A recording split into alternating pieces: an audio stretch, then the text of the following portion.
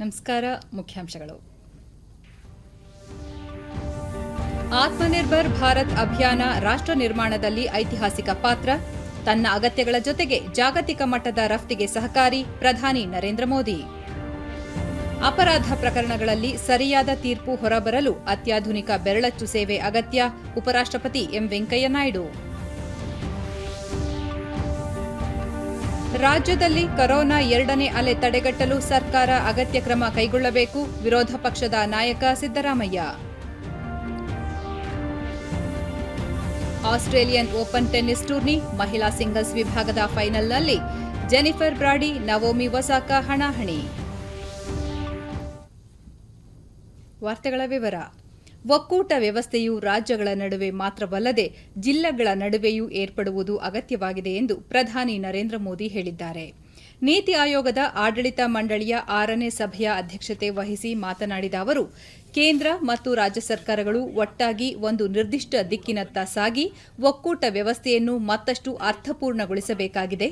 ಅಲ್ಲದೆ ಒಕ್ಕೂಟ ವ್ಯವಸ್ಥೆಯು ರಾಜ್ಯಗಳ ನಡುವೆ ಮಾತ್ರವಲ್ಲದೆ ಜಿಲ್ಲೆಗಳ ನಡುವೆಯೂ ಏರ್ಪಡುವಂತೆ ಕೆಲಸ ಮಾಡಬೇಕಾಗಿದೆ.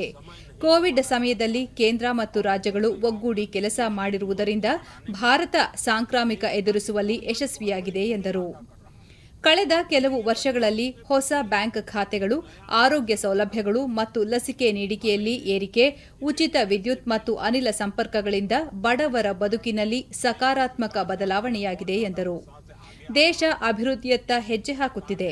ಖಾಸಗಿ ವಲಯಗಳನ್ನು ಬಲಗೊಳಿಸುವ ಜೊತೆಗೆ ಅವುಗಳನ್ನು ಆತ್ಮನಿರ್ಭರ್ ಭಾರತದಡಿ ಸಶಕ್ತಗೊಳಿಸುವಂತೆ ಮಾಡಬೇಕಾಗಿರುವುದು ಇಂದಿನ ಅಗತ್ಯತೆಯಾಗಿದೆ. ಆಧುನಿಕ ಮೂಲಭೂತ ಸೌಕರ್ಯಗಳನ್ನು ಉತ್ತಮಗೊಳಿಸಿ ನವೋದ್ಯಮಗಳಿಗೆ ಚೈತನ್ಯ ನೀಡುವ ಕೆಲಸಗಳು ಸಹ ನಡೆಯಬೇಕಿದೆ ಎಂದರು. ರಫ್ತಿಗೆ ಅಂತರ ರಾಜ್ಯಗಳಲ್ಲಿ ಆರೋಗ್ಯಕರ ಸ್ಪರ್ಧೆಗಳು ಏರ್ಪಟ್ಟು ಹೆಚ್ಚಾಗಿ ಹೊರ ದೇಶಗಳಿಗೆ ಭಾರತದಲ್ಲಿ ತಯಾರಾದ ವಸ್ತುಗಳ ರಫ್ತನ್ನು ಉತ್ತೇಜಿಸಬೇಕಿದೆ. ಭಾರತದಲ್ಲಿ ಕರಾವಳಿ ಪ್ರದೇಶ ಹೆಚ್ಚಾಗಿದ್ದು ಮತ್ಸ್ಯೋದ್ಯಮ ಕ್ಷೇತ್ರದಲ್ಲಿ ರಫ್ತಿಗೆ ಹೆಚ್ಚಿನ ಅವಕಾಶಗಳಿವೆ ಎಂದು ಪ್ರಧಾನಿ ಹೇಳಿದರು. ಸಭೆಯಲ್ಲಿ ಗೃಹ ಸಚಿವ ಅಮಿತ್ ಶಾ, ರಕ್ಷಣಾ ಸಚಿವ ರಾಜನಾಥ್ ಸಿಂಗ್, ಕೃಷಿ ಸಚಿವ ನರೇಂದ್ರ ಸಿಂಗ್ ತೋಮರ್, ರೈಲ್ವೆ ಸಚಿವ ಪಿಯೂಷ್ ಗೋಯಲ್, ಎಲ್ಲ ರಾಜ್ಯಗಳ ಮುಖ್ಯಮಂತ್ರಿಗಳು, ಕೇಂದ್ರಾಡಳಿತ ಪ್ರದೇಶಗಳ ಲೆಫ್ಟಿನೆಂಟ್ ಗವರ್ನರ್ಗಳು ಉಪಸ್ಥಿತರಿದ್ದರು. ಕೃಷಿ, ಮೂಲಸೌಕರ್ಯ, ಉತ್ಪಾದನಾ ವಲಯ, ಮಾನವ ಸಂಪನ್ಮೂಲ ಅಭಿವೃದ್ಧಿ, ತಳಮಟ್ಟದಲ್ಲಿ ಸೇವಾ ವಿತರಣೆ, ಆರೋಗ್ಯ ಮತ್ತು ಪೌಷ್ಟಿಕಾಂಶ ಸೇರಿದಂತೆ ಇನ್ನಿತರ ವಿಷಯಗಳ ಕುರಿತು ಸಭೆಯಲ್ಲಿ ಚರ್ಚಿಸಲಾಯಿತು.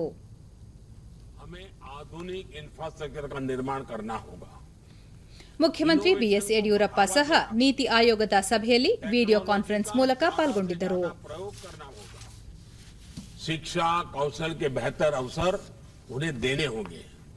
साथियों, हमें अपने बिजनेस को, एमएसएमईज को, स्टार्टअप्स को और मजबूत करने की जरूरत है. हमारे हर राज्य की अपनी एक खूबी है. हर राज्य के हर जिले के पास अपना हुनर है, अपनी खासियत है. कई प्रकार के पोटेंशियल्स हम बारीकी से देखें तो नजर आते हैं. सरकार द्वारा देश को ये सैकड़ों जिलों के प्रोडक्ट्स को शॉर्टलिस्ट करके उनके वैल्यूएडिशन के लिए, मार्केटिंग और एक्सपोर्ट के लिए उन्हें प्रमोट किया जा रहा है. इससे राज्यों के बीच एक स्वस्थ स्पर्धा अभी प्रारंभ हुई है, लेकिन आगे बढ़ाना है. कौन राज्य सबसे ज्यादा एक्सपोर्ट करता है, अधिक से अधिक प्रकार की चीजें एक्सपोर्ट करता है, अधिकतम देशों में एक्सपोर्ट करता है, अधिक से अधिक मूल्य की चीजें एक्सपोर्ट करता है, और फिर जिलों में भी ये स्पर्धा कैसे बने और हम एक्सपोर्ट पर विशेष बल हर राज्य, हर जिला कैसे दें. हमें इस प्रयोग को जिलों और ब्लॉक्स के बीच भी लेकर जाना है. ಹೈದರಾಬಾದ್ನ ಡಿಎನ್ಎ ಬೆರಳಚ್ಚು ಮತ್ತು ರೋಗ ಪತ್ತೆ ಕೇಂದ್ರದಲ್ಲಿ ಶಿಶು ಆನುವಂಶಿಕ ತೊಂದರೆಗಳ ಪ್ರಯೋಗಾಲಯವನ್ನು ಉಪರಾಷ್ಟ್ರಪತಿ ಎಂ ವೆಂಕಯ್ಯ ನಾಯ್ಡು ಇಂದು ಉದ್ಘಾಟಿಸಿದರು. ಈ ಸಂದರ್ಭದಲ್ಲಿ ಮಾತನಾಡಿದ ಅವರು, ಅಪರಾಧ ಪ್ರಮಾಣ ಹೆಚ್ಚಾಗುತ್ತಿರುವುದು ವಿಶ್ವಕ್ಕೆ ದೊಡ್ಡ ಸಮಸ್ಯೆಯಾಗಿದೆ. ಈ ಸಮಸ್ಯೆಗೆ ಪರಿಹಾರ ಒದಗಿಸುವ ನಿಟ್ಟಿನಲ್ಲಿ ಅನೇಕ ಸಂಸ್ಥೆಗಳು ಶ್ರಮ ವಹಿಸಿ ಕೆಲಸ ಮಾಡುತ್ತಿದೆ. ಡಿಎನ್ಎ ಬೆರಳಚ್ಚು ಮತ್ತು ರೋಗ ಪತ್ತೆ ಕೇಂದ್ರವೂ ಸಹ ಈ ನಿಟ್ಟಿನಲ್ಲಿ ಉತ್ತಮ ಕೊಡುಗೆಯನ್ನು ನೀಡುತ್ತಿವೆ. ಅಪರಾಧ ಪ್ರಕರಣಗಳಲ್ಲಿ ಸರಿಯಾದ ತೀರ್ಪು ನ್ಯಾಯಾಲಯಗಳು ಎನ್ಐಎ, ಸಿಬಿಐನಂತಹ ತನಿಖಾ ಸಂಸ್ಥೆಗಳಿಗೆ ಅತ್ಯಾಧುನಿಕ ಬೆರಳಚ್ಚು ಸೇವೆಯನ್ನು ಒದಗಿಸುತ್ತಿದೆ. ಅಲ್ಲದೆ ವಿಪತ್ತು ಸಂತ್ರಸ್ತರ ಕುಟುಂಬಗಳಿಗೆ ಪರಿಹಾರವನ್ನು ಒದಗಿಸುತ್ತಿದೆ ಎಂದರು. ಆರೋಗ್ಯ, ಶಿಕ್ಷಣದಂತಹ ಪ್ರಮುಖ ವಲಯಗಳಿಗೆ ಹೆಚ್ಚಿನ ಅನುದಾನ ತೆರಿಗೆ ವ್ಯಾಪ್ತಿ ಹೆಚ್ಚಾಗಬೇಕಾದ ಅಗತ್ಯವಿದೆ ಎಂದು ಕೇಂದ್ರ ಹಣಕಾಸು ಸಚಿವೆ ನಿರ್ಮಲಾ ಸೀತಾರಾಮನ್ ಹೇಳಿದ್ದಾರೆ. ಚೆನ್ನೈನಲ್ಲಿಂದು ಕೇಂದ್ರ ಬಜೆಟ್ ಕುರಿತು ಆಯೋಜಿಸಿದ್ದ ಸುದ್ದಿಗೋಷ್ಠಿಯಲ್ಲಿ ಮಾತನಾಡಿದ ಅವರು, ಎಲ್ಲ ಅಗತ್ಯತೆಗಳನ್ನು ಪೂರೈಸಲು ಕೇವಲ ಒಂದು ಸರ್ಕಾರದಿಂದ ಸಾಧ್ಯವಾಗುವುದಿಲ್ಲ. ಖಾಸಗಿ ವಲಯದ ಪಾತ್ರವೂ ಅಗತ್ಯವಾಗಿದೆ. ಭಾರತ 5 ಟ್ರಿಲಿಯನ್ ಆರ್ಥಿಕತೆ ರಾಷ್ಟ್ರವಾಗಲು ದೀರ್ಘಾವಧಿಯ ಯೋಜನೆಗಳು ಮತ್ತು ಕಾರ್ಯಕ್ರಮಗಳನ್ನು ಬಜೆಟ್ ಮೂಲಕ ರೂಪಿಸಲಾಗಿದೆ ಎಂದರು. Education requirements, because those are things on which government will have to be present and do a good lot of work. But yet, money for all this has to come from your legitimate tax earnings.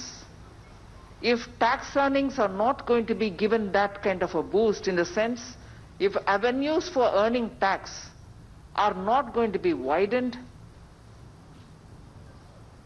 the allocations for these areas which I recognize for government's presence is not going to expand at all. So to repeatedly think, oh, you've not spent adequately on health, you've not improved on education, where do I get it from? So unless I duly recognize that wealth creation is a due legitimate process, there's no way in which you can constrict that but also expect to serve this, and therefore the pretense has been removed. ರಾಜ್ಯದಲ್ಲಿ corona 2ನೇ ಅಲೆ ಪ್ರಾರಂಭವಾಗುವ ಸಾಧ್ಯತೆ ಇದ್ದು, ಕೇರಳ, ಮಹಾರಾಷ್ಟ್ರ ಗಡಿಗಳಲ್ಲಿ high alert ಘೋಷಿಸಲಾಗಿರುವ ಹಿನ್ನೆಲೆಯಲ್ಲಿ ಆರೋಗ್ಯ ಮತ್ತು ವೈದ್ಯಕೀಯ ಶಿಕ್ಷಣ ಸಚಿವ ಡಾ ಕೆ. ಸುಧಾಕರ್ ಗಡಿ ಜಿಲ್ಲೆಗಳ ಅಧಿಕಾರಿಗಳೊಂದಿಗೆ ಇಂದು ವಿಡಿಯೋ ಸಂವಾದ ನಡೆಸಲಿದ್ದಾರೆ. ಚಿಕ್ಕಬಳ್ಳಾಪುರದಲ್ಲಿ ನಿನ್ನೆ ಅವರು ಹೊರ ರಾಜ್ಯಗಳಿಂದ ಬರುವ ಪ್ರಯಾಣಿಕರಿಗೆ ಆರ್ಟಿಪಿಸಿಆರ್ ನೆಗೆಟಿವ್ ವರದಿ ಕಡ್ಡಾಯ ಮಾಡಲಾಗಿದೆ. ಇಲ್ಲದಿದ್ದರೆ ರಾಜ್ಯಕ್ಕೆ ಬಂದ ನಂತರ ಪರೀಕ್ಷೆಗೆ ಒಳಪಡಬೇಕು ಎಂದು ಸಚಿವರು ತಿಳಿಸಿದರು. ಹಾಗಾಗಿ ಈಗಾಗಲೇ ನಾನು ಇವತ್ತು ಪತ್ರ ಬರೆದಿದ್ದೀನಿ, ಗೃಹ ಸಚಿವರಿಗೂ ಬರೆದಿದ್ದೀನಿ ಮತ್ತು ಗಡಿ ಭಾಗದಲ್ಲಿರ್ತಕ್ಕಂಥ ಎಲ್ಲ ನಮ್ಮ ಜಿಲ್ಲಾಡಳಿತದ ಜಿಲ್ಲಾಧಿಕಾರಿಗಳಿಗೆ ಪತ್ರ ಬರೆದಿದ್ದೀನಿ. ನಾಳೆ ವಿಡಿಯೋ ಸಂವಾದ ಅವ್ರ ಮೂಲಕ ಇಟ್ಕೊಳ್ತಾ ಇದ್ದೀನಿ. ಯಾವುದು ಕೇರಳ, ಮಹಾರಾಷ್ಟ್ರ ಗಡಿಗಳಲ್ಲಿರ್ತಕ್ಕಂಥ ಜಿಲ್ಲೆಗಳಲ್ಲಿ ವಿಶೇಷ ಗಮನ ಕೊಡಬೇಕು. ಭಾಳ ಜನಸಾಮಾನ್ಯರು ಕೂಡ ನಾನು ಮನವಿ ಮಾಡ್ತೇನೆ, ಅನೇಕರಿಗೆ ಉದಾಸೀನತೆ ಹೆಚ್ಚಾಗಿದೆ. ಎಲ್ಲರೂ ಕೂಡ ಕೋವಿಡ್ ಬಂದು ಹೊರಟೋಗಿದೆ ಅನ್ನುವಂಥ ಅಭಿಪ್ರಾಯದಲ್ಲಿ ತಪ್ಪು ಗ್ರಹಿಕೆಯಲ್ಲಿ ಇದ್ದಾರೆ. ಖಂಡಿತವಾಗಿಯೂ ಕೂಡ ಕೋವಿಡ್ಗೆ ಸಂಪೂರ್ಣವಾಗಿ ಇನ್ನೂ ಕೂಡ ಹೋಗಿಲ್ಲ. ರಾಜ್ಯದಲ್ಲಿ ಕೊರೋನಾ 2ನೇ ಅಲೆ ಹರಡುವ ಸಾಧ್ಯತೆ ಇರುವ ಹಿನ್ನೆಲೆಯಲ್ಲಿ ಸರ್ಕಾರ ಅಗತ್ಯ ಮುಂಜಾಗ್ರತಾ ಕ್ರಮ ಕೈಗೊಳ್ಳಬೇಕು ಎಂದು ವಿರೋಧ ಪಕ್ಷದ ನಾಯಕ ಸಿದ್ದರಾಮಯ್ಯ ಮೈಸೂರಿನಲ್ಲಿಂದು ಹೇಳಿದ್ದಾರೆ. ಸುದ್ದಿಗಾರರೊಂದಿಗೆ ಅವರು, ನೆರೆಯ ಕೇರಳ ಮತ್ತು ಮಹಾರಾಷ್ಟ್ರದಲ್ಲಿ ದಿನದಿಂದ ದಿನಕ್ಕೆ ಕೋವಿಡ್-19 ಹೊಸ ಅಲೆ ಹರಡುತ್ತಿದೆ. ಹೀಗಾಗಿ ರಾಜ್ಯದ ಗಡಿಯಲ್ಲಿ ಹೆಚ್ಚಿನ ನಿಗಾ ವಹಿಸಿ ತಪಾಸಣೆ ನಡೆಸುವುದು ಅಗತ್ಯವಾಗಿದೆ ಎಂದರು. ಸ್ಥಳೀಯ ಸಂಸ್ಥೆಗಳಲ್ಲಿ ಹೊಂದಾಣಿಕೆಯ ಅಧಿಕಾರವನ್ನು ಸ್ಥಳೀಯ ನಾಯಕರಿಗೆ ನೀಡಲಾಗಿದ್ದು, ಇದರಲ್ಲಿ ಹಿರಿಯರ ಹಸ್ತಕ್ಷೇಪ ಇಲ್ಲ ಎಂದು ತಿಳಿಸಿದರು. ದುಡ್ಡು ಹೊಡೆಯೋದ್ರಲ್ಲಿ ಮಾತ್ರ ಸೀರಿಯಸ್ನೆಸ್ ಇರುತ್ತೆ. ಇವ್ರಿಗೆ ಬೇರೆ ಕೆಲಸವೇ ಇಲ್ಲ. ದುಡ್ಡು ಹೊಡೆಯೋದು ಬಿಟ್ಟರೆ ಬೇರೆ ಏನೋ ಅಭಿವೃದ್ಧಿ ಕೆಲಸಗಳಂತೂ ಏನು ಮಾಡಲ್ಲ. ದುಡ್ಡು ಹೊಡೆಯೋದಷ್ಟೇ. ಎಲ್ಲಿ ಖರ್ಚು ಬರ್ತದೆ ಅಲ್ಲಿ ದುಡ್ಡು ಹೊಡೆಯೋದು. ನಾವು ಯಾರ ಮೇಲೂ ಕೂಡ ಮೈ ಮೇಲೆ ಬಿದ್ದು ಮಾಡೋಕ್ಕೆ ಹೋಗಲ್ಲ. ಹಿಂದೆ ಒಂದು ಅಗ್ರಿಮೆಂಟ್ ಆಗಿತ್ತು JDSನವರಿಗೆ ಮತ್ತು ಕಾಂಗ್ರೆಸ್ನವರಿಗೆ. ಅದ್ರ ಪ್ರಕಾರ ಈ ಸಾರಿ ನಮಗೆ ಮೇಯರ್ ಬರಬೇಕು. ಆ ಥರ ಏನಾರ ಬಂದರೆ ಅವರಾಗಿದ್ದು ಬಂದರೆ ಮಾಡಿ, ಇಲ್ಲದೇ ಬೇಡ ಅಂತ ಹೇಳಿದ್ವಿ. ಅಗ್ರಿಮೆಂಟ್ ಹಿಂದೆ ಆಗಿತ್ತು. ಹೌದು, ಈ ವರ್ಷ ಕಾಂಗ್ರೆಸ್ ಬರಬೇಕು. ಆ ಥರ ಆದರೆ ಮಾಡ್ಕೊಳ್ಳಿ ಅಂತ ಹೇಳಿದ್ದೀವಿ. ಅವರಾಗಿದ್ದು ಬಂದರೆ ತೋಟಗಾರಿಕೆ ಇಲಾಖೆಯ ಎಲ್ಲಾ ಸವಲತ್ತುಗಳು ಪ್ರತಿಯೊಬ್ಬ ರೈತರಿಗೂ ತಲುಪುವಂತೆ ಅಧಿಕಾರಿಗಳು ಕಾರ್ಯನಿರ್ವಹಿಸಬೇಕು ಎಂದು ತೋಟಗಾರಿಕೆ ಸಚಿವ ಆರ್ ಶಂಕರ್ ಮೈಸೂರಿನಲ್ಲಿ ನಿನ್ನೆ ಹೇಳಿದ್ದಾರೆ. ಜಿಲ್ಲೆಯ ಗಂಧನಹಳ್ಳಿಯ ಬೀರಲಿಂಗೇಶ್ವರ ದೇವಸ್ಥಾನ ಉದ್ಘಾಟನಾ ಕಾರ್ಯಕ್ರಮದಲ್ಲಿ ಅವರು, ಇಲಾಖೆಯ ಸೌಲಭ್ಯಗಳು ನೇರವಾಗಿ ರೈತರಿಗೆ ತಲುಪಬೇಕಾದ ಅಗತ್ಯವಿದೆ. ಈ ನಿಟ್ಟಿನಲ್ಲಿ ಅಧಿಕಾರಿಗಳು ಪ್ರಾಮಾಣಿಕವಾಗಿ ಕಾರ್ಯನಿರ್ವಹಿಸಬೇಕು. ಒಂದು ವೇಳೆ ಅಧಿಕಾರಿಗಳು ವಂಚನೆ ಎಸಗಿದ್ದಲ್ಲಿ ಅಂತಹವರ ವಿರುದ್ಧ ಶಿಸ್ತು ಕ್ರಮ ಕೈಗೊಳ್ಳಲಾಗುವುದು ಎಂದು ಹೇಳಿದ್ದಾರೆ. ಈ ಭಾಗದ ಸರ್ವತೋಮುಖ ಅಭಿವೃದ್ಧಿಗೆ ಶ್ರಮಿಸಲಾಗುತ್ತದೆ ಎಂದರು. ಮಾಡ್ತಾ ಬರ್ತಾ ಇದ್ದೇನೆ. ಎಲ್ಲ ಕಡೆ ಎಚ್ಚರಿಕೆ ಗಂಟೆನೂ ಕೂಡ ಕೊಡ್ತಾ ಬಂದಿದ್ದೇನೆ. ಅಧಿಕಾರಿಗಳು ನೇರವಾಗಿ ರೈತರ ಬದುಕಿನಲ್ಲಿ ಚಲ್ಲಾಟ ಆಡದೆ ಬರ್ತಕ್ಕಂಥ ಸವಲತ್ತುಗಳನ್ನ ಅವರವರ ಮನೆ ಬಾಗಿಲಿಗೆ ಮುಟ್ತಕ್ಕಂಥ ಪ್ರಾಮಾಣಿಕ ಪ್ರಯತ್ನ ಮಾಡಬೇಕು ಅಂತಕ್ಕಂಥದ್ದನ್ನ ಈಗಾಗಲೇ ಎಲ್ಲ ಕಡೆ ಹೇಳ್ತಾ ಬಂದಿದ್ದೇನೆ. ಆಮೇಲೆ ಕನಕದಾಸರ ಬಗ್ಗೆ ಮಾಜಿ ಮುಖ್ಯಮಂತ್ರಿ ಸಿದ್ದರಾಮಯ್ಯ ಯುವ ಸಮೂಹವು ಸಂಗೊಳ್ಳಿ ರಾಯಣ್ಣ ಅವರಂತೆ ದೇಶ ಪ್ರೇಮವನ್ನು ಮೈಗೂಡಿಸಿಕೊಳ್ಳಬೇಕು ಎಂದು ಕರೆ ನೀಡಿದರು. ಸಮಾಜ ಸುಧಾರಕ, ದಾರ್ಶನಿಕ,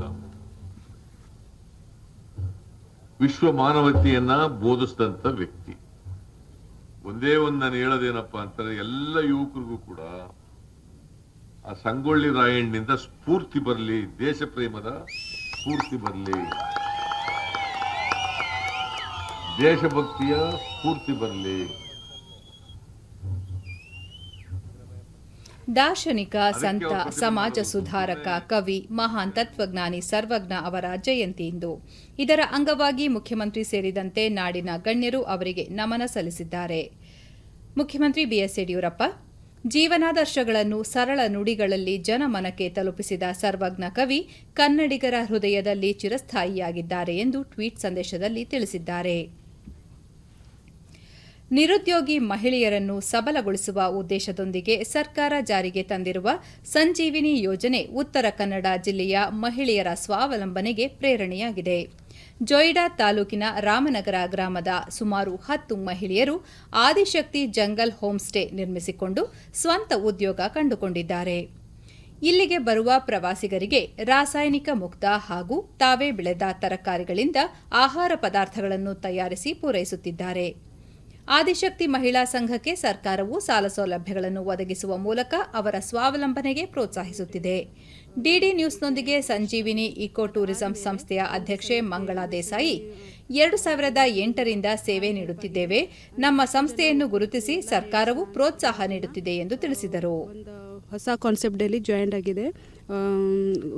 ಸಂಜೀವಿನಿ ಇಕೋ ಟೂರಿಸಂ ಮಾಡಲಿಕ್ಕೆ ಎಲ್ಲ ಸಂಜೀವಿನಿ ಇಕೋ ಇಲಾಖೆಯಿಂದ ಹೆಲ್ಪ್ ಆಗಿ ಬ್ಯಾಂಕ್ದಿಂದ 12 ಲಕ್ಷ ಮತ್ತು 3 ಲಕ್ಷ CIP ಲೋನ್ ಕೊಟ್ಟಿದ್ದಾರೆ. ಅದು ಕಾನ್ಸೆಪ್ಟ್ ಜಾಯಿಂಟ್ ಆದಮೇಲೆ ಎಲ್ಲ ಲೇಡೀಸ್ ಇಂಪ್ರೂವ್ಮೆಂಟ್ ಆಗ್ತಾ ಇದೆ, ಒಂದು ಸಪೋರ್ಟ್ ಆಗಿದೆ ಲೇಡೀಸ್ಗೆ. ಸದಸ್ಯೆ ಅಮೃತ ಗವಾಳ್ಕರ್ ಇಲ್ಲಿಗೆ ಬರುವ ಪ್ರವಾಸಿಗರಿಗೆ ಸಾವಯವ ತರಕಾರಿಗಳಿಂದ ಆಹಾರ ತಯಾರಿಸಿ ಒದಗಿಸುತ್ತೇವೆ. ತಮ್ಮ ಸೇವೆಗೆ ಉತ್ತಮ ಸ್ಪಂದನೆ ವ್ಯಕ್ತವಾಗಿದೆ ಎಂದರು.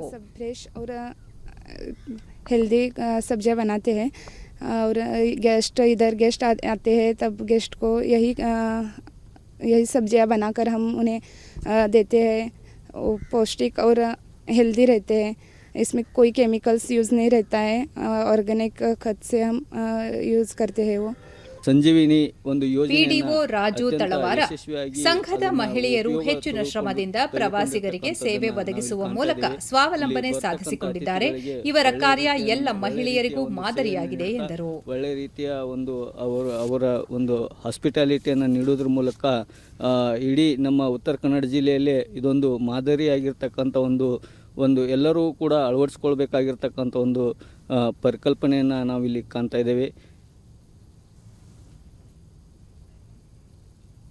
ಪ್ರಧಾನಿ ನರೇಂದ್ರ ಮೋದಿ ಅವರ ಆತ್ಮನಿರ್ಭರ್ ಭಾರತಕ್ಕೆ ಪೂರಕವಾಗಿ ರಾಮನಗರ ಜಿಲ್ಲೆಯ ಚನ್ನಪಟ್ಟಣ ತಾಲೂಕಿನ ನೀಲಸಂದ್ರದಲ್ಲಿ ಗೊಂಬೆ ತಯಾರಿಕಾ ತರಬೇತಿ ಕೇಂದ್ರವನ್ನು ತೆರೆಯಲಾಗಿದ್ದು 40ಕ್ಕೂ ಹೆಚ್ಚು ಮಂದಿ ತರಬೇತಿ ಪಡೆಯುತ್ತಿದ್ದಾರೆ. 30ಕ್ಕೂ ಹೆಚ್ಚು ಮಹಿಳೆಯರು ತರಬೇತಿ ಪಡೆಯುತ್ತಿದ್ದು ಸ್ವಾವಲಂಬಿ ಜೀವನ ಕಟ್ಟಿಕೊಳ್ಳುವತ್ತ ಮುಖ ಮಾಡಿದ್ದಾರೆ. ಕುದುರೆ, ಡಮರುಗ, ಕಾರು, ಕೀಚೈನ್ ಸೇರಿದಂತೆ ವಿವಿಧ ಬಗೆಯ ಆಟಿಕೆಗಳ ಕುರಿತು ಈ ಕೇಂದ್ರದಲ್ಲಿ ತರಬೇತಿ ನೀಡಲಾಗುತ್ತಿದೆ.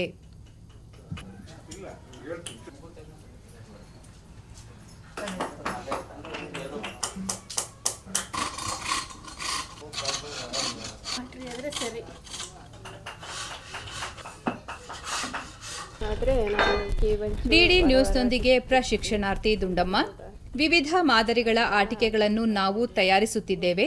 ತರಬೇತಿ ಅವಧಿಯಲ್ಲಿ ಮಾಸಿಕ ಭತ್ಯೆ ನೀಡುತ್ತಿರುವುದು ನಮ್ಮ ಜೀವನ ಮಟ್ಟವನ್ನು ಸುಧಾರಿಸಿದೆ ಎಂದರು. ಶೋಕೇಸ್ ಐಟಮ್ ಎಲ್ಲ ಮಾಡಿ ತರಬೇತಿ ಕೊಡೋಕ್ಕೆ ಇನ್ನೂ ಒಂದು ಫ್ಯಾಕ್ಟ್ರಿ ಮಾಡಬೇಕು. ಈ ಊರಿನಲ್ಲಿ ಇನ್ನೂ ಹೆಸರುವಾಸಿಗೆ ಬರಬೇಕು. ಮತ್ತೋರ್ವ ಪ್ರಶಿಕ್ಷಣಾರ್ಥಿ ಕಿರಣ್ ಕುಮಾರ್ ತಾಯಿಯ ಪ್ರೇರಣೆಯಿಂದ ಕರಕುಶಲ ತಯಾರಿಕೆಯಲ್ಲಿ ತರಬೇತಿ ಪಡೆಯುತ್ತಿದ್ದೇನೆ. ಇದು ಸ್ವಾವಲಂಬಿ ಜೀವನಕ್ಕೆ ಸಹಕಾರಿಯಾಗಿದೆ ಎಂದು ಹರ್ಷ ವ್ಯಕ್ತಪಡಿಸಿದರು. ಇದನ್ನೇ ಚನ್ನಪಟ್ಟಣ ಇತಿಹಾಸ ಆಗಿರುವಂಥ ಈ ಗೊಂಬೆನ ಯಾಕೆ ಇನ್ನೂ ಉಳಿಸ್ಕೊಂಡು ಹೋಗಬಾರ್ದು ನಾನು ಇದನ್ನು ಬೆಳೆಸೋದ್ರಿಂದ ಇನ್ನೂ ಬೇರೆ ಕಡೆ ಬೇರೆ ದೇಶಗಳಿಗೆ ಮಾರಾಟ ಮಾಡ್ಬೋದು, ಚೂರು ಬೆಳಿಬೋದು ಅನ್ನೋ ಒಂದು ಉದ್ದೇಶದಿಂದ ನಾನು ಇದಕ್ಕೆ ಟ್ರೈನಿಂಗ್ ಅಂತ ಪ್ರಕಾಶ್ ಮತ್ತು ಬಾಲಾಜಿ ಅವರಿಬ್ಬರು ಸೆಂಟ್ರಲ್ ಗೌರ್ಮೆಂಟಿಂದ ಟ್ರೈನಿಂಗ್ ಅಂತ ತಂದರು. ಅದಕ್ಕೆ ಜಾಯ್ನ್ ಆಗಿದ್ದೀನಿ. ಜಾಯ್ನ್ ಆಗಿ ನಾನು ಇಲ್ಲಿ 3 ತಿಂಗಳು ಮುಗೀತಾ ಬರ್ತಿದ್ದೆ. 3 ತಿಂಗಳು ಟ್ರೈನಿಂಗ್ ಅಂತ ಮಾಡಿಸಿರೋದು ಮುಗೀತಾ ಬರ್ತಿದ್ದೆ. ಅದರಿಂದ ನಾನು ಸಾಕಷ್ಟು ನನ್ನ ಜೀವನ ಸಾಗಿಸುವಷ್ಟು ನಾನು ಕೆಲಸನ ಕಲಿಸಿದ್ದಾರೆ. ನಾವು ಚನ್ನಪಟ್ಟಣದ ಗೊಂಬೆ ತರಬೇತಿ ಪಡೆಯುತ್ತಿರುವ ಸುಕನ್ಯಾ, ಚನ್ನಪಟ್ಟಣ ಗೊಂಬೆಗಳು ಇಡೀ ದೇಶದಲ್ಲೇ ಜನಪ್ರಿಯಗೊಳಿಸುವುದು ತಮ್ಮ ಉದ್ದೇಶವಾಗಿದೆ ಎಂದರು. ಟ್ರೈನಿಂಗ್ ಬರೋಕ್ಕೆ ನಾನು 40 ಜನ ಎಲ್ಲರೂ ಸೇರ್ಕೊಂಡು ಟ್ರೈನಿಂಗ್ ಮಾಡ್ತಾ ಇದ್ದೀವಿ. ಇವು ನಮಗೆಲ್ಲ ಟ್ರೈನಿಂಗ್ ಎಲ್ಲ ಕೊಡ್ತಾ ಇದ್ದಾರೆ. ನಾವು ಕಲಿಯೋ ಆಸಕ್ತಿ ತರಬೇತಿ ಪಡೆದ್ಮೇಲೆ ನಾವು ಉದ್ಯೋಗ ಸೃಷ್ಟಿ ಮಾಡ್ಕೊಳ್ಳೋಕ್ಕೋಸ್ಕರ ನಾವು ಈ ಥರ ತರಬೇತಿಲಿ ಜಾಯ್ನ್ ಆಗಿದ್ದೀವಿ. ನಮ್ಮ ಒಂದು ಟ್ರೈನಿಂಗಲ್ಲಿ 40 ಜನ ತರಬೇತಿ ಕೇಂದ್ರದ ತರಬೇತುದಾರ ಬಾಲಾಜಿ, ತಮ್ಮ ತಂದೆ ಕಾಲದಿಂದಲೂ ಗೊಂಬೆ ತಯಾರಿಕೆ ಕಾರ್ಯನಿರ್ವಹಿಸುತ್ತಿದ್ದೇನೆ. ಸರ್ಕಾರದ ವತಿಯಿಂದ ಕಾರ್ಯನಿರ್ವಹಿಸುತ್ತಿರುವ ಈ ಕೇಂದ್ರದಲ್ಲಿ 40 ಜನ ತರಬೇತಿ ಪಡೆಯುತ್ತಿದ್ದಾರೆ. ವಿಶೇಷ ಎಂದರೆ 30ಕ್ಕೂ ಹೆಚ್ಚು ಹೆಣ್ಣು ಮಕ್ಕಳು ಇದರ ಲಾಭ ಪಡೆಯುತ್ತಿದ್ದಾರೆ. ವಿವಿಧ ಆಕಾರಗಳ ಆಟಿಕೆಗಳ ತಯಾರಿಕೆ ಬಗ್ಗೆ ಈ ಕೇಂದ್ರದಲ್ಲಿ ತರಬೇತಿ ನೀಡಲಾಗುತ್ತಿದೆ ಎಂದರು. ಅದನ್ನ ನಾವು ಮಾರ್ಕೆಟ್ ಅಲ್ಲಿ ಸದ್ಯದಲ್ಲೇ ಬಿಡುಗಡೆ ಮಾಡ್ತೀವಿ. ಈಗ ಆಲ್ರೆಡಿ ಸುಮಾರು ಒಳ್ಳೊಳ್ಳೆ ಡಿಸೈನ್ಗಳನ್ನ ನಮಗೆ ಡಿಸೈನರ್ ರಾಜೇಶ್ ಪ್ರಜಾಪತಿ ಅವರು ಗುಜರಾತ್ ಅವರು ಬಂದಿದ್ದರು. ತುಂಬ ಒಳ್ಳೆ ಡಿಸೈನರು, ನಮ್ಗೆ ಒಳ್ಳೊಳ್ಳೆ ಡಿಸೈನ್ಗಳನ್ನ ಹೇಳ್ಕೊಟ್ಟಿದ್ದಾರೆ. ಎಲ್ಲ ಡಿಸೈನ್ಗಳನ್ನು ಒಳ್ಳೆ ಇಂಟ್ರೆಸ್ಟ್ ಕೊಟ್ಟು ಚೆನ್ನಾಗಿ ಕಲ್ತಿದ್ದಾರೆ. ಒಬ್ಬರು ಕೂಡ ತಪ್ಪಿಸ್ದಂಗೆ ಎಲ್ಲರೂ ಕೂಡ ಬಂದು ಟ್ರೈನಿಂಗನ್ನು ಮಾಡ್ತಾ ಇದ್ದಾರೆ. ನನಗೆ ಬಹಳ ಖುಷಿ ಆಯಿತು. ನಮ್ಮೂರಿಗೆ ಈ ಟ್ರೈನಿಂಗ್ ತಂದು ನಮಗೆಲ್ರಿಗೂ ಒಳ್ಳೆ ಅವಕಾಶ ಸಿಕ್ಕಿದಂಗೆ ಆಯಿತು. ಸರ್, ಇದು ತರಬೇತಿ ಕೇಂದ್ರದ ಮುಖ್ಯಸ್ಥ ಪ್ರಕಾಶ್, ಕಳೆದ 30 ವರ್ಷಗಳಿಂದ ಗೊಂಬೆ ತಯಾರಿಕೆ ವೃತ್ತಿಯಲ್ಲಿ ತೊಡಗಿಕೊಂಡಿದ್ದೇನೆ. ಕಾರ್ಮಿಕರ ಕೊರತೆಯಿಂದ ಇತ್ತೀಚಿನ ದಿನಗಳಲ್ಲಿ ನಶಿಸುತ್ತಿದ್ದ ಕರಕುಶಲ ಕೈಗಾರಿಕೆಗೆ ಕೇಂದ್ರ ಸರ್ಕಾರ ಕೌಶಲ ತರಬೇತಿ ಕಲ್ಪಿಸುವ ಮೂಲಕ ಒತ್ತು ನೀಡಿರುವುದರಿಂದ ತಮಗೆ ಸಂತಸವಾಗಿದೆ ಎಂದು ತಿಳಿಸಿದರು. ಸೆಂಟ್ರಲ್ ಗೌರ್ಮೆಂಟಿಂದ ಕೆಲವು ಟ್ರೈನಿಂಗ್ಗಳನ್ನ ಮಾಡಿ EPCH ಇಂದ ಅದನ್ನು ಕೆಲಸನ ಅಭಿವೃದ್ಧಿಪಡಿಸಬೇಕು. ಈ ಚನ್ನಪಟ್ಟಣ ಟಾಯ್ಸು, ಇಂಡಿಯಾ ಟಾಯ್ಸು ಸಂಪೂರ್ಣ ನಶಿಸಿ ಹೋಗಬಾರ್ದು, ಅದು ಉಳಿಬೇಕು ಅನ್ನೋ ಒಂದೇ ಒಂದು ಉದ್ದೇಶದಿಂದ ಕೇಂದ್ರ ಸರ್ಕಾರ ಹೆಚ್ಚಿನ ಒಂದು ಒತ್ತನ್ನು ಕೊಟ್ಟು ಈ ಕಲೆ ಅಭಿವೃದ್ಧಿ ಆಗೋದಕ್ಕೆ ಅಂದ್ಬಿಟ್ಟು ಹೊಸ ವಿನ್ಯಾಸಗಳನ್ನ ನಾವು ತಯಾರು ಮಾಡಿ ಮಾರ್ಕೆಟ್ಗೆ ಅದನ್ನು ಪರಿಚಯ ಮಾಡಿ ಅದರಿಂದ ಅಭಿವೃದ್ಧಿ ಆಗಲಿ ಅಂತೇಳಿ ಇಷ್ಟೆಲ್ಲ ಪ್ರಯತ್ನ ಮಾಡ್ತೀವಿ. ನರ್ಸರಿ ಶಾಲೆಗಳನ್ನು ತೆರೆಯಲು ಅಗತ್ಯವಾದ ಕಲಿಕಾ ಸಾಮಗ್ರಿಗಳನ್ನು ಕಿಡೋ ಎಂಟರ್ಪ್ರೈಸಸ್ ಸಂಸ್ಥೆ ತಯಾರಿಸುತ್ತಿದೆ. ಬೆಂಗಳೂರಿನ ಜಯನಗರದಲ್ಲಿರುವ ಈ ಸಂಸ್ಥೆ ಸುಮಾರು 6 ವರ್ಷದ ಮಕ್ಕಳಿಗೆ ಆಟಿಕೆಗಳನ್ನು ತಯಾರಿಸುತ್ತಿದ್ದು, ನರ್ಸರಿ ಶಾಲಾ ಶಿಕ್ಷಕರಿಗೆ ಅಗತ್ಯವಾದ ತರಬೇತಿಯನ್ನು ಸಹ ನೀಡುತ್ತಿದೆ. ಸುಮಾರು 200 ಜನ ಕೆಲಸ ನಿರ್ವಹಿಸುತ್ತಿರುವ ಈ ಸಂಸ್ಥೆಯಲ್ಲಿ ಮಹಿಳೆಯರೇ ಹೆಚ್ಚಿನ ಸಂಖ್ಯೆಯಲ್ಲಿರುವುದು ವಿಶೇಷ. ಸಂಸ್ಥೆಯ ಕಲಿಕಾ ಸಾಮಗ್ರಿಗಳು ಉನ್ನತ ಗುಣಮಟ್ಟವನ್ನು ಹೊಂದಿದ್ದು ವಿದೇಶಗಳಿಗೂ ರಫ್ತು ಮಾಡಲಾಗುತ್ತಿದೆ.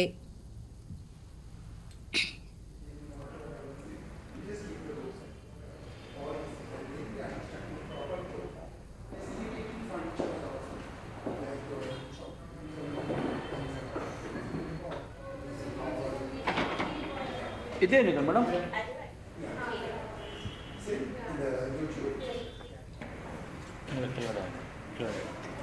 ಅದೇ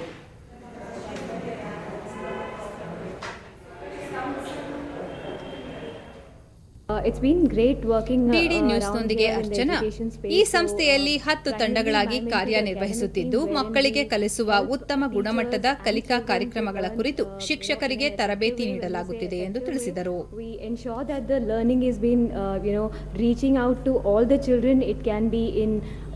In an APS segment where the affordable preschools are coming into picture, and there is a preschool segment wherein we ensure even the new players in the market are being given that kind of a training where they come up and do better for the children.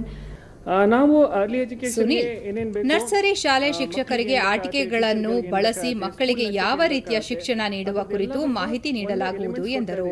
ಆ elements ನ ಹೆಂಗ್ use ಮಾಡೋದು, how to use it more effectively will be our job. So that is where we create more content, ಮತ್ತೆ how the toys and the materials that we create will be used is our responsibility.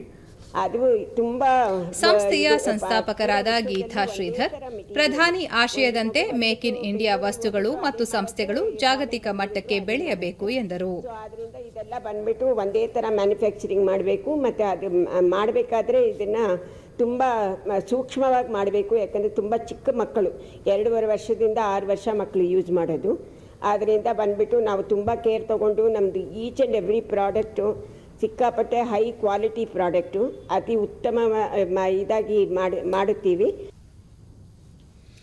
BJP ರಾಷ್ಟ್ರೀಯ ಪ್ರಧಾನ ಕಾರ್ಯದರ್ಶಿ B N Santosh ದೆಹಲಿಯಲ್ಲಿಂದು ಎಲ್ಲ ರಾಜ್ಯಗಳ BJP ಪ್ರಧಾನ ಕಾರ್ಯದರ್ಶಿಗಳೊಂದಿಗೆ ಸಭೆ ನಡೆಸಲಿದ್ದಾರೆ. ಸಭೆಯಲ್ಲಿ ಬಿಜೆಪಿ ರಾಷ್ಟ್ರೀಯ ಅಧ್ಯಕ್ಷ ಜೆಪಿ ನಡ್ಡಾ ಪಾಲ್ಗೊಳ್ಳಲಿದ್ದಾರೆ. ಮುಂಬರುವ ಪಶ್ಚಿಮ ಬಂಗಾಳ, ಕೇರಳ ಸೇರಿದಂತೆ ವಿವಿಧ ರಾಜ್ಯಗಳಲ್ಲಿ ವಿಧಾನಸಭಾ ಚುನಾವಣೆ ಕುರಿತು ಕೈಗೊಳ್ಳಬೇಕಾದ ಕ್ರಮಗಳ ಬಗ್ಗೆ ಸಭೆಯಲ್ಲಿ ಚರ್ಚೆ ನಡೆಯುವ ಸಾಧ್ಯತೆಯಿದೆ. ದೆಹಲಿಯ ಜವಾಹರ್ಲಾಲ್ ನೆಹರು ಕ್ರೀಡಾಂಗಣದಲ್ಲಿ ಆಯೋಜಿಸಲಾಗಿರುವ ದೇಶೀಯ ಕರಕುಶಲಕರ್ಮಿಗಳ ಮೇಳವಾದ ಹುನಾರ್ ಹಾತ್ ಅನ್ನು ರಕ್ಷಣಾ ಸಚಿವ ರಾಜನಾಥ್ ಸಿಂಗ್ ನಾಳೆ ಉದ್ಘಾಟಿಸಲಿದ್ದಾರೆ. ವೋಕಲ್ ಫಾರ್ ಲೋಕಲ್ ಘೋಷವಾಕ್ಯದಡಿ 26ನೇ ಆವೃತ್ತಿಯ ಈ ಮೇಳವನ್ನು ಕೇಂದ್ರ ಅಲ್ಪಸಂಖ್ಯಾತ ವ್ಯವಹಾರಗಳ ಸಚಿವಾಲಯ ಆಯೋಜಿಸಿದ್ದು, ಮೇಳವು ಮಾರ್ಚ್ 1ರವರೆಗೆ ನಡೆಯಲಿದೆ. ದೇಶಾದ್ಯಂತ 600 ಕುಶಲಕರ್ಮಿಗಳು ಮತ್ತು ಕಲಾವಿದರು ಹುನಾರ್ ಹಾತ್ನಲ್ಲಿ ಪಾಲ್ಗೊಳ್ಳುತ್ತಿದ್ದಾರೆ. ದೇಶದ ಎಲ್ಲಾ ಭಾಗಗಳಲ್ಲಿನ ಕೈಯಿಂದ ತಯಾರಿಸಿದ ಕರಕುಶಲ ವಸ್ತುಗಳು ಒಂದೇ ವೇದಿಕೆಯಡಿ ಲಭ್ಯವಾಗಲು ಈ ಮೇಳ ಅವಕಾಶ ಕಲ್ಪಿಸುತ್ತಿದೆ ಎಂದು ಅಲ್ಪಸಂಖ್ಯಾತ ವ್ಯವಹಾರಗಳ ಸಚಿವ ಮುಖ್ತಾರ್ ಅಬ್ಬಾಸ್ ನಖ್ವಿ ಹೇಳಿದ್ದಾರೆ. ದೇಶದಲ್ಲಿ ಕೋವಿಡ್-19 ಸೋಂಕಿತರ ಸಂಖ್ಯೆಯಲ್ಲಿ ಗಣನೀಯ ಇಳಿಕೆ ಕಂಡುಬಂದಿದೆ. ಕಳೆದ 24 ಗಂಟೆಗಳಲ್ಲಿ ಹೊಸದಾಗಿ 13,993 ಕೊರೋನಾ ಸೋಂಕು ಪ್ರಕರಣಗಳು ದೃಢಪಟ್ಟಿವೆ. ಇದರೊಂದಿಗೆ ಕೋವಿಡ್-19 ಸೋಂಕಿತ ಪ್ರಕರಣಗಳ ಒಟ್ಟು ಸಂಖ್ಯೆ 1,77,387ಕ್ಕೆ ಏರಿಕೆಯಾಗಿದೆ. ದೇಶದಲ್ಲಿ ಒಟ್ಟು 1,43,127 ಸಕ್ರಿಯ ಪ್ರಕರಣಗಳಿದ್ದು, ಈ ಪ್ರಮಾಣ ಶೇಕಡಾ 1.30ಗೆ ಇಳಿಕೆಯಾಗಿದೆ. ಇದುವರೆಗೂ ಒಟ್ಟು 1,06,78,048 ಮಂದಿ ಗುಣಮುಖರಾಗಿದ್ದು, ಚೇತರಿಕೆ ಪ್ರಮಾಣ ಶೇಕಡಾ 97.27ರಲ್ಲಿದೆ. ದೇಶದಲ್ಲಿ ಈವರೆಗೆ 1,56,212 ಮಂದಿ ಸಾವನ್ನಪ್ಪಿದ್ದು, ಮರಣ ಪ್ರಮಾಣ ಶೇಕಡಾ 1.42ರಷ್ಟಿದೆ. ದೇಶದಲ್ಲಿ ಕೋವಿಡ್ ಲಸಿಕೆ ಪಡೆದವರ ಒಟ್ಟು ಸಂಖ್ಯೆ 1,07,15,204ಕ್ಕೆ ಏರಿಕೆಯಾಗಿದೆ. ಕೋವಿಡ್-19 ವಿರುದ್ಧದ ಹೋರಾಟದಲ್ಲಿ ದೇಶ ಹೊಸ ಮೈಲಿಗಲ್ಲು ಸ್ಥಾಪಿಸಿದ್ದು, ಲಸಿಕೆ ಅಭಿಯಾನ ಆರಂಭವಾದ 1 ತಿಂಗಳಲ್ಲಿ 1 ಕೋಟಿಗೂ ಹೆಚ್ಚು ಜನರಿಗೆ ಕೊರೋನಾ ಲಸಿಕೆ ನೀಡಲಾಗಿದೆ. ನಿನ್ನೆ 6,58,000ಕ್ಕೂ ಅಧಿಕ ಮಂದಿಗೆ ಲಸಿಕೆ ನೀಡಲಾಗಿದೆ. ಕೋವಿಡ್ ಸೋಂಕಿನಿಂದ ಚೇತರಿಸಿಕೊಂಡವರ ಪ್ರಮಾಣ ಇಲ್ಲಿಯ ತನಕ ಶೇಕಡಾ 97.30ಯಷ್ಟಿದೆ ಎಂದು ಕೇಂದ್ರ ಆರೋಗ್ಯ ಮತ್ತು ಕುಟುಂಬ ಕಲ್ಯಾಣ ಸಚಿವಾಲಯ ತಿಳಿಸಿದೆ. ಇಂದು ಅರುಣಾಚಲ ಪ್ರದೇಶದ 35ನೇ ಸಂಸ್ಥಾಪನಾ ದಿನವನ್ನು ಆಚರಿಸಲಾಗುತ್ತಿದೆ. 1987ರ ಫೆಬ್ರವರಿ 20ರಂದು ಅರುಣಾಚಲ ಪ್ರದೇಶಕ್ಕೆ ರಾಜ್ಯದ ಸ್ಥಾನಮಾನ ನೀಡಲಾಯಿತು. ಈ ಸಂಬಂಧ ಟ್ವೀಟ್ ಮಾಡಿರುವ ಪ್ರಧಾನಿ ನರೇಂದ್ರ ಮೋದಿ, ಸಂಸ್ಥಾಪನಾ ದಿನ ಆಚರಿಸುತ್ತಿರುವ ಅರುಣಾಚಲ ಪ್ರದೇಶದ ಜನರಿಗೆ ಶುಭಾಶಯಗಳು. ಇಲ್ಲಿನ ಜನರು ತಮ್ಮ ಸಂಸ್ಕೃತಿ, ಧೈರ್ಯ ಮತ್ತು ಭಾರತದ ಅಭಿವೃದ್ಧಿಯ ಬದ್ಧತೆಗೆ ಹೆಸರುವಾಸಿಯಾಗಿದ್ದಾರೆ. ಅರುಣಾಚಲ ಪ್ರದೇಶ ಪ್ರಗತಿಯ ಹೊಸ ಎತ್ತರವನ್ನು ಹೆಚ್ಚಿಸಲಿ ಎಂದು ತಿಳಿಸಿದ್ದಾರೆ. ಗಾಂಧಿವಾದಿ ಧರಂಪಾಲ್ ಅವರ ಜನ್ಮ ಶತಾಬ್ದಿ ಅಂಗವಾಗಿ ರಾಷ್ಟ್ರೋತ್ಥಾನ ಸಾಹಿತ್ಯ ಹಾಗೂ ಸೆಂಟರ್ ಫಾರ್ ಪಾಲಿಸಿ ಸ್ಟಡೀಸ್ ಪ್ರಕಟಿಸಿರುವ ಧರಂಪಾಲ್ ಕ್ಲಾಸಿಕ್ ಸೀರೀಸ್ನ 5 ಪುಸ್ತಕಗಳನ್ನು ಬೆಂಗಳೂರಿನಲ್ಲಿ ನಿನ್ನೆ ಆರ್ಎಸ್ಎಸ್ನ ಜಂಟಿ ಕಾರ್ಯದರ್ಶಿ ಸುರೇಶ್ ಸೋನಿ ಲೋಕಾರ್ಪಣೆಗೊಳಿಸಿದರು. ಸರಣಿ ಸಂಪಾದಕ ಡಾ ಜೆಕೆ ಬಜಾಜ್, ಡಾ ಎಂಡಿ ಶ್ರೀನಿವಾಸ್, ರಾಷ್ಟ್ರೋತ್ಥಾನ ಸಾಹಿತ್ಯದ ಪ್ರಧಾನ ಸಂಪಾದಕ ನಾಡೋಜ ಎಸ್ಆರ್ ರಾಮಸ್ವಾಮಿ, ರಾಷ್ಟ್ರೋತ್ಥಾನ ಪರಿಷತ್ತಿನ ಅಧ್ಯಕ್ಷ ಎಂಪಿ ಕುಮಾರ್ ಉಪಸ್ಥಿತರಿದ್ದರು.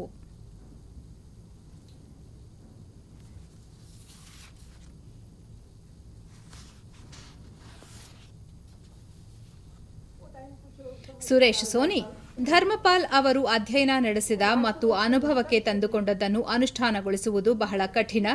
ಏನನ್ನು ಕಲಿಸಲಾಗುತ್ತಿದೆಯೋ ಅದಕ್ಕೂ ಹಿಂದೆ ಇದ್ದದ್ದಕ್ಕೂ ಬಹಳ ವ್ಯತ್ಯಾಸವಿರುವುದನ್ನು ಧರ್ಮಪಾಲ್ ಗ್ರಹಿಸಿದ್ದರು. ಬ್ರಿಟಿಷರು ಭಾರತಕ್ಕೆ ಬಂದಾಗ ಭಾರತ ಹೇಗಿತ್ತು ಎಂಬುದನ್ನು ಬ್ರಿಟಿಷರೇ ತಮ್ಮ ದಾಖಲೆಗಳಲ್ಲಿ ಬರೆದಿಟ್ಟಿದ್ದಾರೆ. ಅದನ್ನು ಧರ್ಮಪಾಲ್ ಅಧ್ಯಯನ ಕೃತಿಗಳನ್ನು ನೋಡಬಹುದು ಎಂದರು.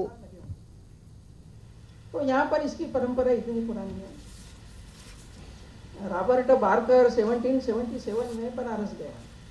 वहाँ की ऑब्जर्वेटरी में उसने एक एक जो नाप देखे तो आश्चर्यचकित रह गए, इतनी एक्यूरेसी है। जब इस तथ्य को देखते हैं, आयरन का प्रश्न है, आने वाले समय के अंदर रेल की पटरियां जब अंग्रेजों की बनी और बाकी सारा विकास हुआ, उसका बड़ा महत्व था। ಸರಣಿಯ ಸಂಪಾದಕ ಡಾಕ್ಟರ್ ಜೆ.ಕೆ. ಬಜಾಜ್, ಭಾರತೀಯ ರಾಜಕಾರಣದ ಮೂಲ ಪಂಚಾಯಿತಿಗಳು ಭಾರತೀಯ ಸಂವಿಧಾನದಲ್ಲಿ ಗ್ರಾಮ ಮತ್ತು ವ್ಯಕ್ತಿಯನ್ನು ಮುಖ್ಯವಾಗಿ ಪರಿಗಣಿಸಿಲ್ಲ, ಗಾಂಧಿ ಚಿಂತನೆಗೆ ಇದು ವಿರುದ್ಧವಾದದ್ದು ಎಂಬ ಅಭಿಪ್ರಾಯ ಕಾನ್ಸ್ಟಿಟ್ಯೂಷನ್ ಚರ್ಚೆಗಳಲ್ಲಿ ವ್ಯಕ್ತವಾಗಿತ್ತು. ಪ್ರಾಚೀನ ಭಾರತದಲ್ಲಿ ಪಂಚಾಯತ್ ವ್ಯವಸ್ಥೆ ಹೇಗಿತ್ತು ಎಂಬುದು ಧರ್ಮಪಾಲ್ ಅವರು ಪಂಚಾಯತ್ ರಾಜ್ ಪುಸ್ತಕದಲ್ಲಿ ದಾಖಲಿಸಿದ್ದಾರೆ ಎಂದು ತಿಳಿಸಿದರು.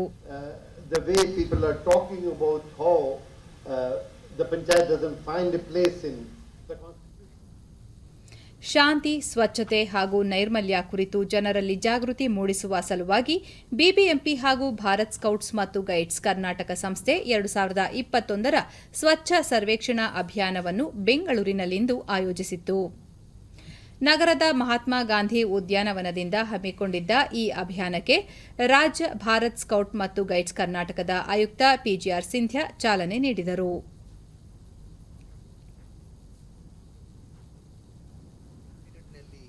ಜಾಥಾದಲ್ಲಿ ಸುಮಾರು 250ಕ್ಕೂ ಹೆಚ್ಚು ಮಂದಿ ಪಾಲ್ಗೊಂಡು ನಗರದಲ್ಲಿ ಸ್ವಚ್ಛತೆ ಮತ್ತು ನೈರ್ಮಲ್ಯ ಕಾಪಾಡುವ ಕುರಿತು ಅರಿವು ಮೂಡಿಸಿದರು. ಕಸವನ್ನು ಅರಿವು ಮೂಡಿಸುತ್ತೇವೆ.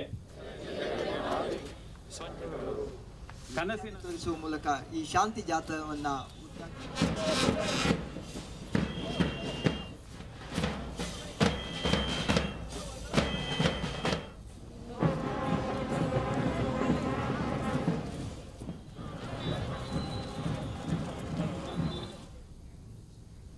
ಮೆಲ್ಬೋರ್ನ್ನಲ್ಲಿ ನಡೆಯುತ್ತಿರುವ ವರ್ಷದ ಮೊದಲ ಗ್ರ್ಯಾಂಡ್ ಸ್ಲಾಮ್ ಟೆನ್ನಿಸ್ ಟೂರ್ನಿಯ ಮಹಿಳಾ ಸಿಂಗಲ್ಸ್ ವಿಭಾಗದಲ್ಲಿ ಇಂದು ಅಮೆರಿಕದ ಜೆನಿಫರ್ ಬ್ರಾಡಿ ಮತ್ತು ಜಪಾನ್ನ ನವೋಮಿ ಒಸಾಕಾ ಮುಖಾಮುಖಿಯಾಗಲಿದ್ದಾರೆ. ಸೆಮಿಫೈನಲ್ ಪಂದ್ಯದಲ್ಲಿ ಅಮೆರಿಕದ ಸೆರೆನಾ ವಿಲಿಯಮ್ಸ್ ವಿರುದ್ಧ ಗೆಲುವು ಸಾಧಿಸಿ ಫೈನಲ್ ಪ್ರವೇಶಿಸಿರುವ ಒಸಾಕಾ 2ನೇ ಆಸ್ಟ್ರೇಲಿಯನ್ ಓಪನ್ ಪ್ರಶಸ್ತಿ ಗೆಲ್ಲುವ ವಿಶ್ವಾಸದಲ್ಲಿದ್ದಾರೆ.